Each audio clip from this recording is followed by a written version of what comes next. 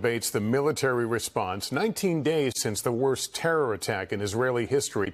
Its leaders are trying to frame the stakes, today laying bare the brutality in graphic detail.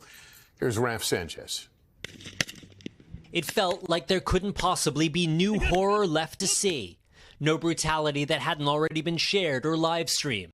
Israel's military trying to keep the focus on the massacre that sparked the war, inviting NBC News and other journalists to a screening of raw video from the October 7th Hamas terror attack. I have some sense of what's in this footage, and I've been trying to prepare myself, but I'm still anxious about what we're going to see. For 46 minutes, we sat in stunned silence, watching video filmed by Hamas and filmed by their victims. Much of it had never been seen before. And while Israel's military is not releasing the clips because they're so graphic, they allowed us to describe what we saw, including a terrorist throwing a grenade into a bomb shelter where an Israeli father is shielding his two young sons. The blast kills the father and wounds the little boys. One of them howls, "Why am I alive?" and tells his brother, "I think we're going to die." The military released this video from a Hamas dashcam exclusively to NBC News, saying it shows a terrorist using a heavy machine gun to mow down survivors fleeing from the Supernova Music Festival. Because I knew I just have to survive, I just have to run. Millet Ben Haim was among those running for their lives. When I was growing up, there is this movie about the Holocaust. There is this scene that they're running and there is people shooting at them, and there is also like bombs on the ground. And I remember really thinking about this scene because it was so similar. She hid in a bush with friends for hours waiting for rescue. I don't know who I am, and I feel like a ghost most of the time.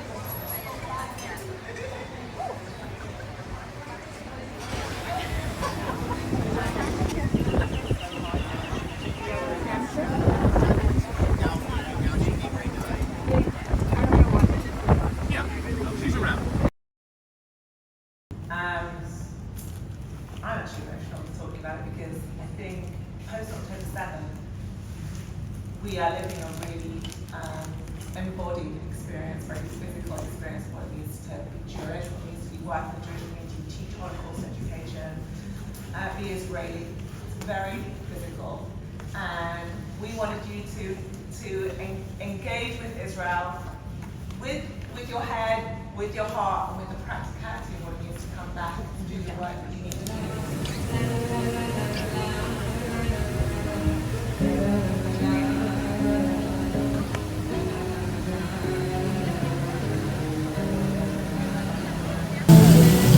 Look at these beautiful young lives that have just been snuffed out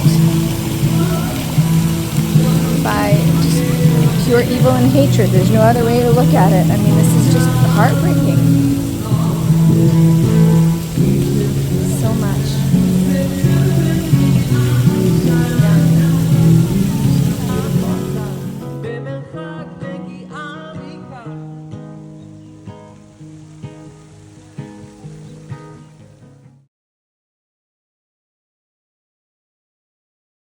Doesn't remember a time when rockets landing on their community, on their town, was not a factor of life. It was, looking straight out the front window there, as you can see on the horizon, there's at least half a dozen cranes, and we're going to see more all over the city as well. The cranes are there from before October the 7th.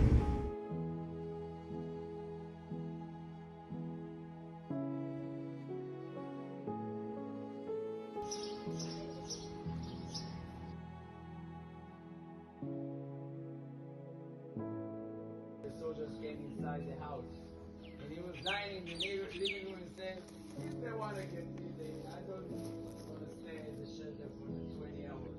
And he said, sit down on the sofa. The commanding, because when the simple soldier got inside the kibbutz, he fought bravely in order to save lives. But until they got to the kibbutz, that it was something like 1:30, 2 o'clock in the afternoon, there was a massacre here already. By the way, the fight inside the kibbutz, the battle, ended only on Tuesday afternoon. It's a huge kibbutz.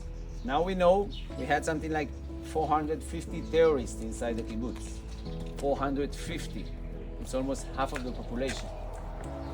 101 kibbutz members were murdered in that day. We have still 11 hostages. 5 of them we know for sure that they are already dead. Mezukeh by Zaka. And then at the 5th of November, they made the last search in the house, put the sticker of that, they said this house was searched and you're not allowed to come in without the permission, and it's closed. By the way, the hole, the circle with the point side means someone died here.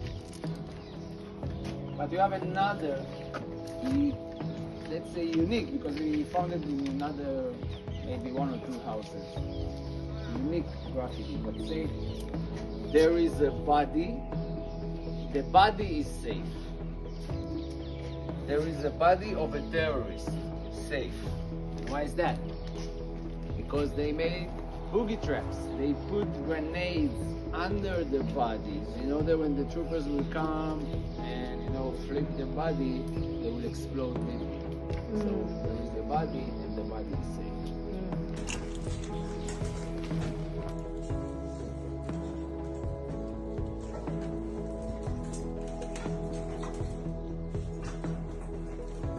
Take their bicycles and coming to have their Shabbat breakfast in their granny's house.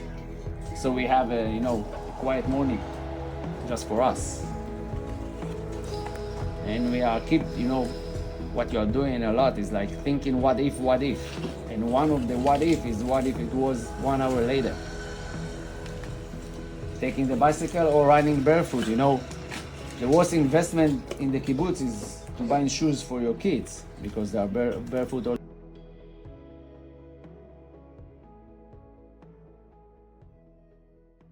הבנתי. כל הבית מפוצץ. אני גם נפצעתי. איפה נפצעת? אני לא יודעת, אני עוד לא בדקתי. אבל אבא. אמא? אמא. אני אוהב אותך. הכל יהיה בסדר. לא נראה לי, אבא, אני חושבת שאנחנו נפרדים. תהיו חזקים. יקר שלי. תגיד לכולם שאהבנו אותם מאוד. אני אוהב אתכם. תהיו חזקים. שאמא כתבה, הצילו, בוואטסאפ.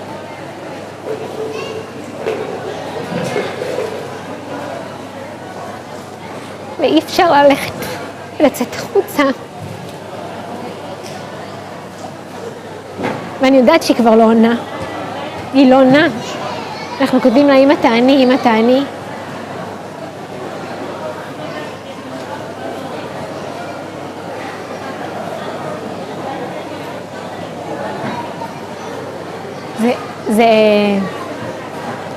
וזה קרה בבוקר. כאילו את זה סחבנו כל היום.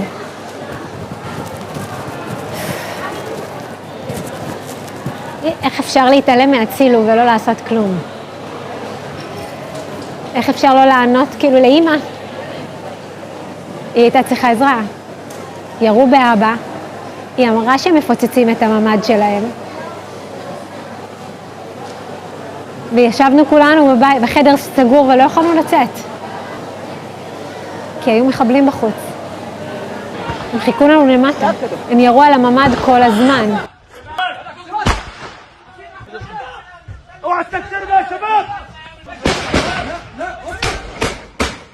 זאת אדר, בואו בבקשה לבית שלנו. עכשיו, אנחנו לא מצליחים לנשום. אם כולם במצב אנוש, בבקשה תבואו. יש מחבל בבית שלנו, הוא שורף אותנו, בואו עכשיו. בואו, שורפים אותנו, בבקשה תבואו.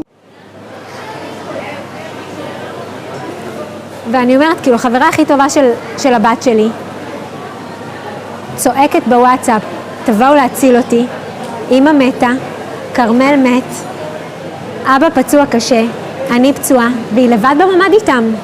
ואחותה קיר לידה, קיר, והיא לא יכלה לצאת אליהם, היא לא יכלה לעזור להם, כי הבית עלה באש. הם חנקו אותם. בתים שלמים נשרפו כליל, כאילו. והכי גרוע, הם שרפו כדי להוציא את האנשים מחוץ לממדים, כי הם ידעו שהם לא יעמדו בחנק. אז הם חיכו להם בחוץ, ואז ירו בהם. איך אפשר לראות בילדים? סנדרה שלחה כזאת הקלטה, אני כאילו, היא לא יוצאת לי מהראש, הם ירו בבת שלה, בתוך הממד. הם ירו, תינוקת, בת חודשיים, הם ירו בה.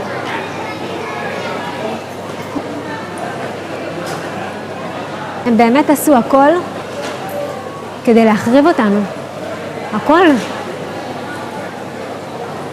הלב שלי מנופץ. הוא מנופץ. אני יודעת שהם רצחו את ההורים שלי והסתכלו להם בלבן של העיניים ונהנו מזה. באו להשמיד.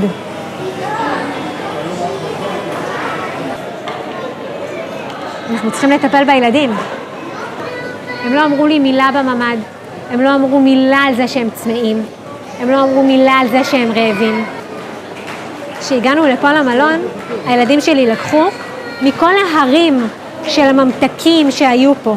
הם לקחו 2 קופסאות טונה ו2 קופסאות תירס והעלו לחדר. ושאלתי אותם, מה זה? למה הבאתם שימורים לפה? אז הם אמרו לי, אמא צריך, המחבל יכול לבוא גם לפה. את יכולה להבטיח לי שהוא לא יבוא? ככה הבן שלי שאל אותי. זאת פליטות. אין לנו בית, אין לנו כלום, באנו בלי כלום. הקיבוץ הרוס מן היסוד. אין בתים. יש לי 3 ילדים, אני צריכה לקום בשבילהם בבוקר. אני צריכה להראות להם שגם שאין סבא וסבתא, שהיה הבית השני שלהם, צריך לקום.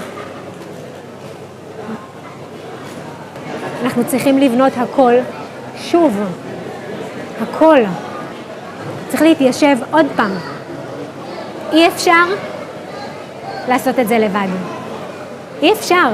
אנחנו צריכים עזרה של כולם, של כל מי ששומע אותי. תעזרו לי לבנות את הבית שלי מחדש. So, after Mati, my wife mother saying to Yuval, while he was trying to convince her that the army are on their way, and she's saying, no, Yuval, I think this is the last time we're going to talk. Tell everyone we love them. And in other conversation, she said, she described the situation. Dad is wounded on his chest. I'm also wounded in the stomach. We didn't thought we're going to die that way. And from, like my wife said, from 10 in the morning until midnight that the soldiers rescue us, we know that there is no more mother and father and no more grandfather and grandmother. The children are, of course, seeing everything on the screen, and they know that, and they completely silent. At 6:30, the terrorists shoot at our house and throwing grenades on our house. And my son was saying to me, Dad, I don't want to die here. And I told him, no one is going to die here.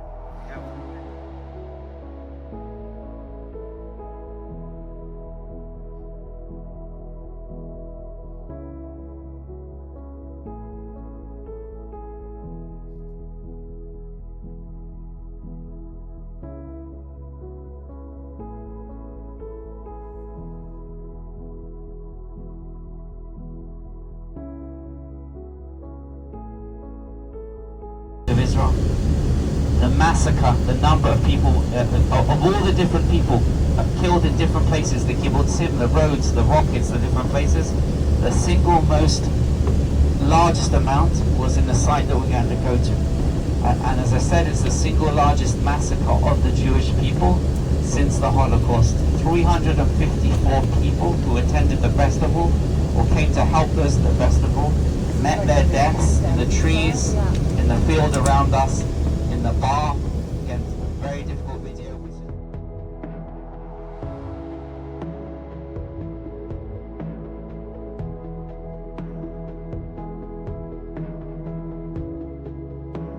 I can even say non-Jewish educator in Winnipeg. My name's Kelly Hebert. I'm from Winnipeg, Manitoba. I'm a non-Jewish educator that focuses on Holocaust education from grades 9 to 12. I have a lot of great support from people that are here. I was able to meet my friend Idan today, who came to speak to my grade 11 Canadian history class about what happened on October 7th on his Zakim Kibbutz. And it's just overwhelming to see the youthfulness, the hopes, the dreams that you see in the faces of the people that aren't able to fulfill them. I've done many different Holocaust sites of memory tour, and I hate to say it, but when I got off the bus, this kind of reminded me of Auschwitz. This is the Auschwitz of October 7th. And as a history teacher that teaches about genocide, terrorism, 2024. My name is Lisa Bornstein and I'm from Montreal. I teach at the Akiba School. I really am honored to be part of this experience. I needed to be here. I needed to be part of it. I needed to be an alliance. As an educator, I want to bring home what I've seen. Not to my kindergarten students, but to my people, to my colleagues, to my university-age daughters and their friends. And I just needed to feel it and be here. This is a memorial that was erected after the massacre of October 7th as a memorial, and there's stickers all over with life statements to memorialize each individual that was murdered here. If you come inside, you can see more stickers and the memorial candles.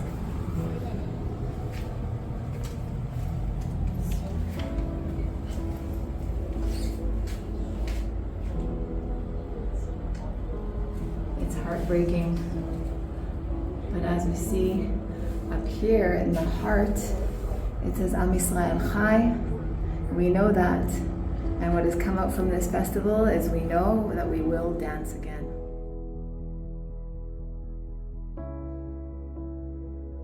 Idan, he was a boyfriend of someone who worked with me, and he invited her to the party, to the Nova Festival, but she didn't come, and he was killed that day. And as you see, there's poppies here. This is our like commercial, how do you say, סמל מסחרי? Like a commercially, a symbol of the south. Yeah, it's a symbol of the south of Israel. It's the symbol of the south in Israel, because poppies actually pop out in March, and everything here are colored in red colors, and it's so beautiful. And now it became a symbol of death, but also a symbol of life, that we will reveal and we will survive and rebuild. And you can see over there is Nir.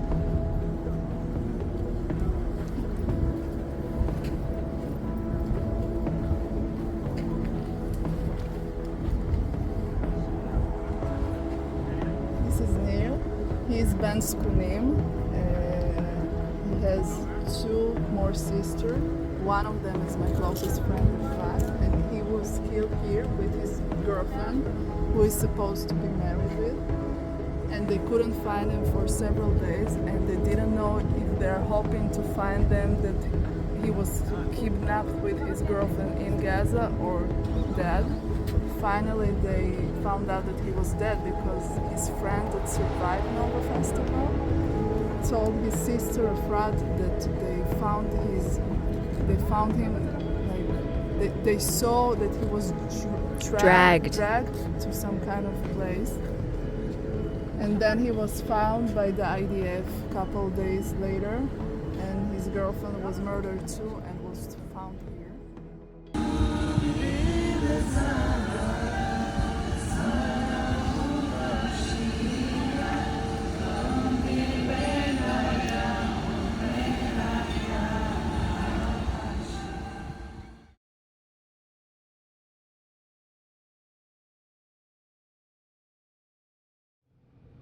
This was a coordinated attack on the town of Sderot.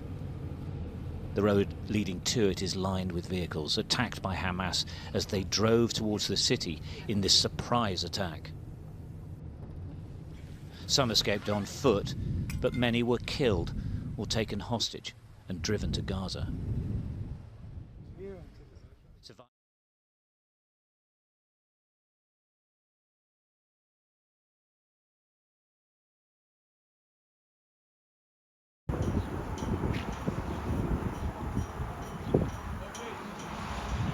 Have less than 5 minutes to go into Sderot. And part of the terrorists crossed the border just behind the hills, went to between the trees there. This is Kibbutz Beeri.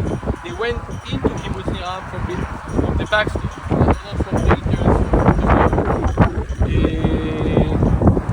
They met their Golani soldiers and some of the trucks, because it was a very brave fighting there. They didn't get into Niram. Some of the cars make the turn and went into Sderot. They went into Sderot from the place you went into Sderot.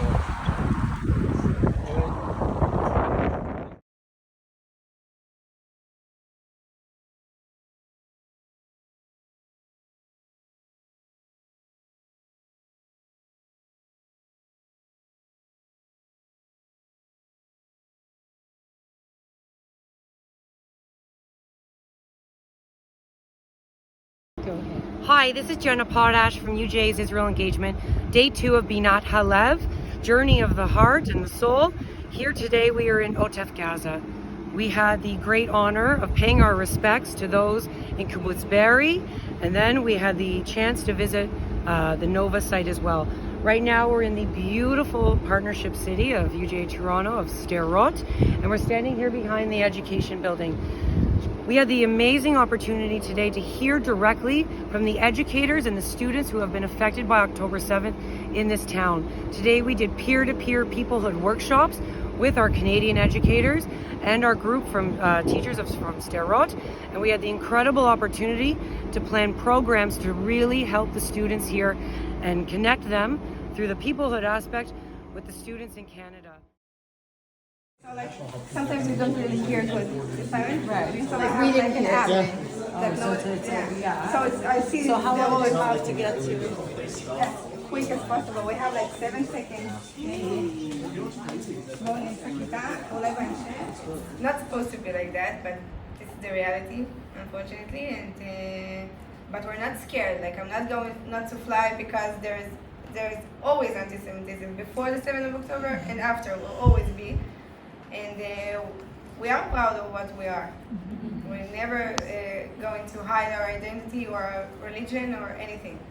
But I think that, like, we act normally and we try not to.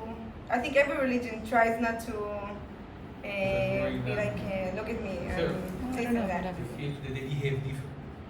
So we are very, very scared. So if we see another Jewish with Magen David, said, maybe it's better for you to hide it because we care about it. So this is not, we don't want to hide our Judaism.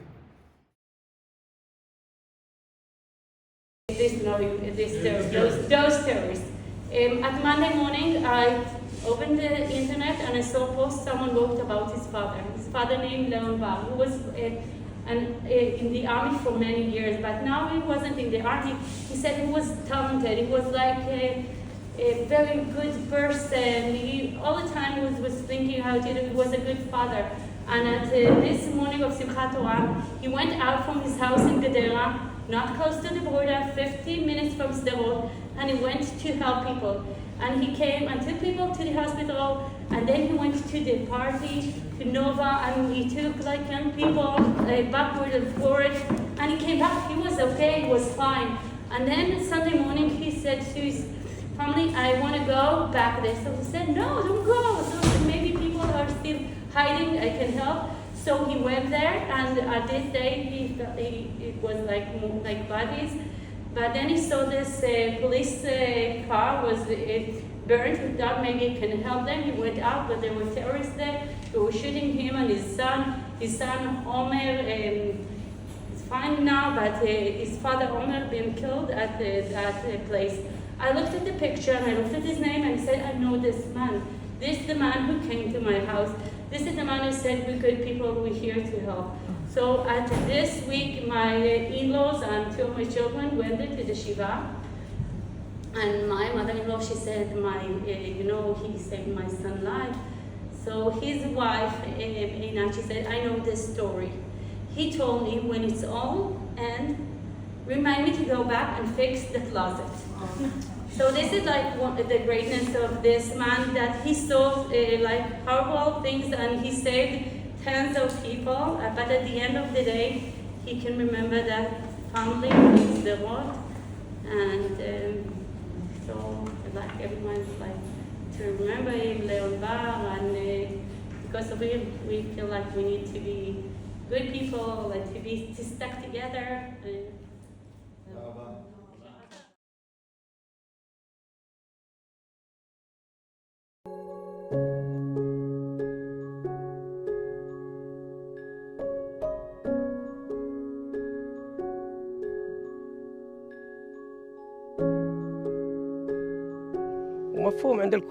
It's difficult for everyone. It's the most difficult situation that you can possibly imagine. It's difficult for the children, it's difficult for the families. And we're just hoping for the best. We're hoping that this torture will end. No, everything is stopped. No one going to work. You have seen their faces. No one's can giving a smile. Everyone is angry. You know, we see a difficult picture every day. You know, on both sides, everyone here, no one wants war.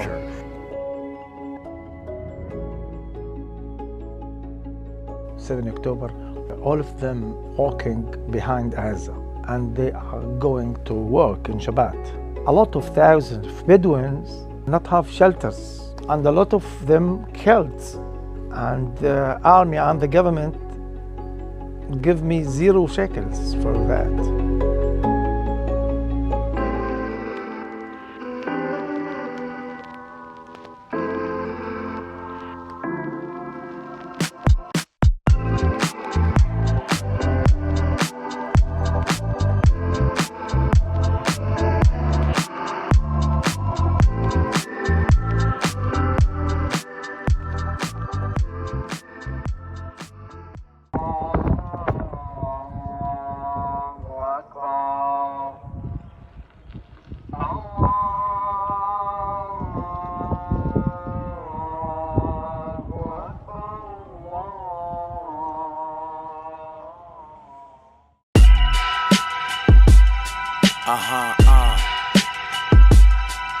What?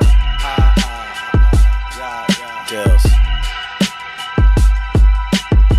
From Kanye to Hamas, it's all the same. Namaste, synagogue to Hamas, prayer he'll pain. I march for BLM, I march for Ukraine. But this time, me and my people in the Negev need rain. See, I used to get punched in the face, but now I do the punching. My family heated, cause most of us died in the ovens. We went from what the F we discussing, this shit disgusting. Now we hiding from an enemy, children can't eat school lunches. Addicted to the internet, it shares the sickest image. I put the yarmulke Shabbat table's ready for them.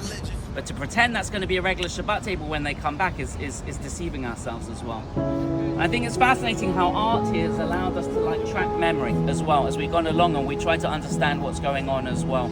You can look into the art and find what you think it's trying to tell you. Maybe we'll have a discussion later as well. There's smaller installations and larger installations. The wishing tree behind us is a place where people come and from around the world. Many schools bring letters from kids and leave them on the wishing tree as well. So that's just, you walk around and you'll see the different installations. The square is a large square.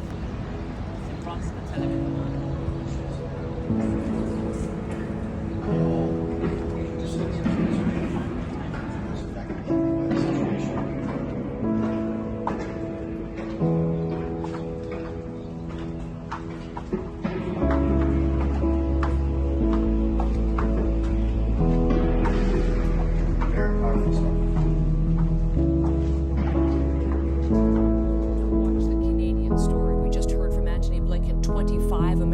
That is the new number released in terms of the number of Americans killed in the Hamas attacks.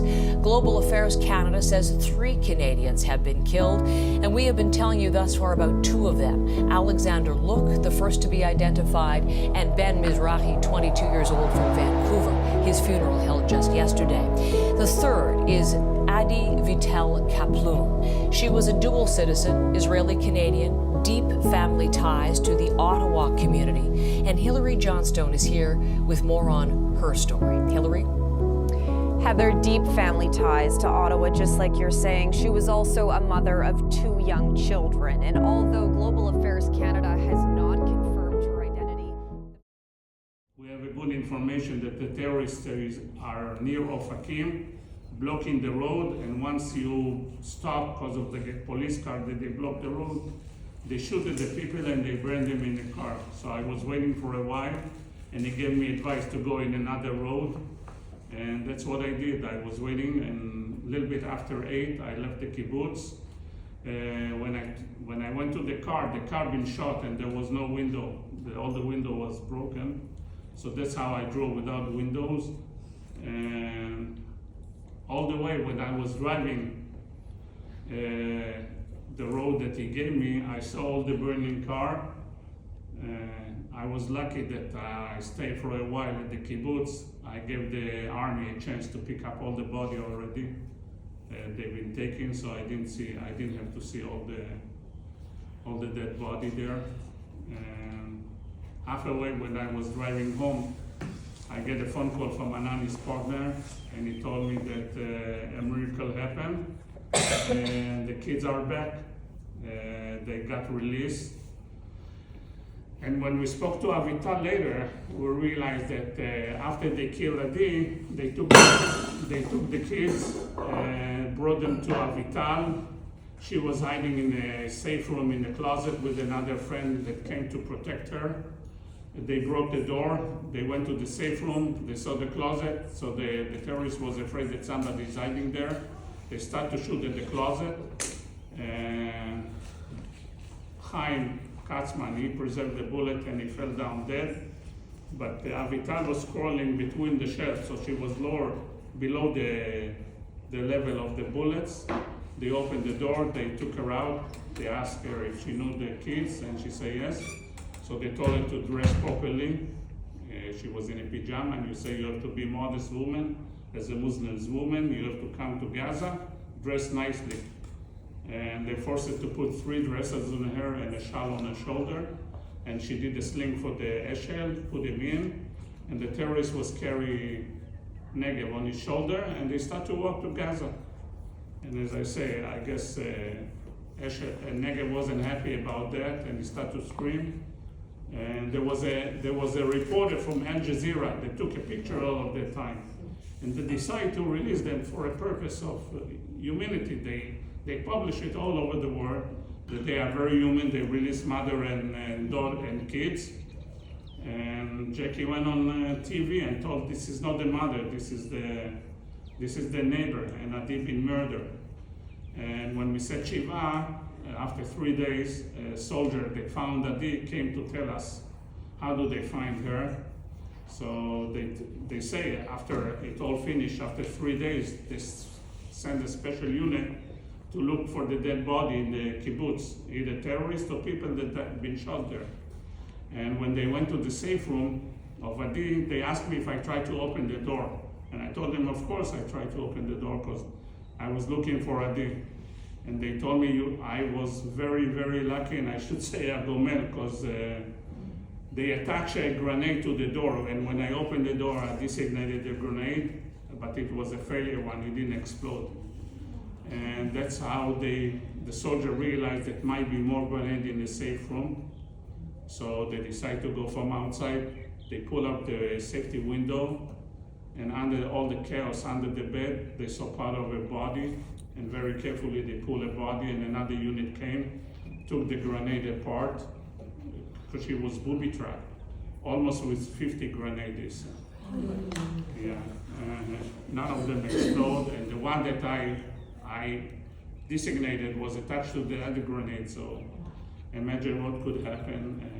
I became home safe, and the kids became home safe. But Vital told me when they walk all the way to Rafah, and they release her, so she started to walk back to the kibbutz, but she was sure that another terrorist will kill her. And every time she see a terrorist coming from the kibbutz, she lie down on the ground, cover her head, and told Negev to lie down beside her. And every time that they go by, she get up and walk. But in one point, Negev doesn't want to walk. He's been shot in his foot. He cannot walk anymore. He say, I'm tired and I'm starving. I want to eat something. So she hang up into this request, and she asked him, what do you want to eat? And she said, I would like to have an apple. And she told him, if you get up now and walk home, because we are safe now, I will get you 2 apples. And when they got back to the kibbutz and they met the people of the kibbutz with new Negev, they part of them are a member of the kibbutz, he told them, she promised me 2 apples, I want them now. And he went and got him 2 apples, green and a red one, and he ate them because he was starving, I guess. And the next day, they released them they took them to another kibbutz, and they brought Anani very late. The next day, they brought him to Jerusalem to operate his foot and to give Eshel oxygen because he was full of smoke in his lung. And they okay, and I'm safe, and I'm here to tell you the story, what happened.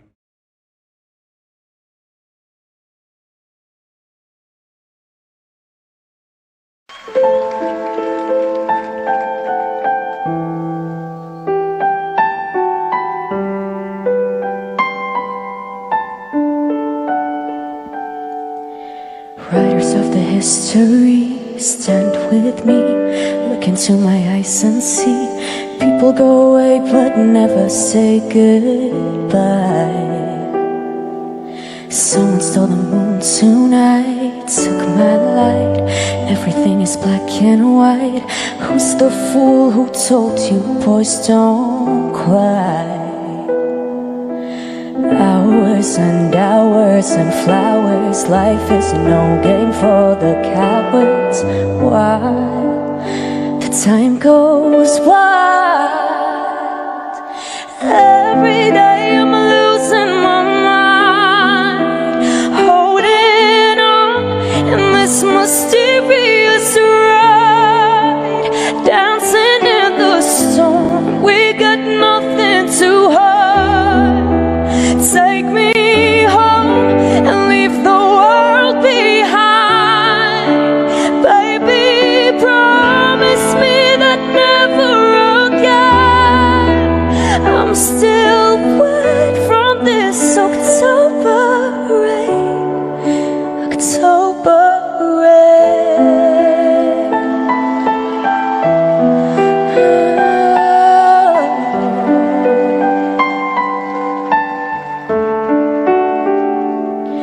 Living in a fantasy, ecstasy. Everything is meant to be. We shall pass, but love will never die. Hours and hours and flowers. Life is no game for the cowards. Why? The time goes wild. Every day I'm losing my mind, holding on in this mysterious ride, dancing in the storm. We got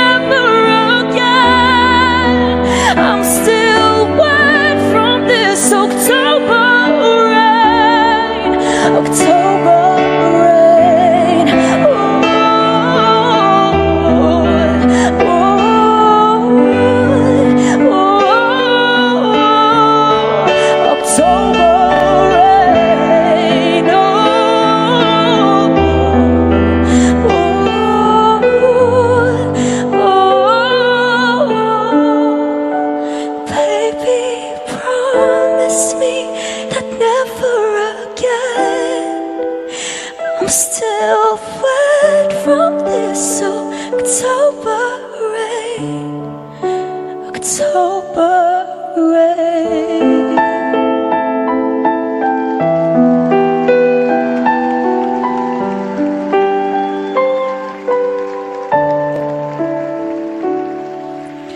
לא נשאר אפילו לנשום, אין מקום, אין אותי מיום ליום, כולם ילדים טובים אחד אחד.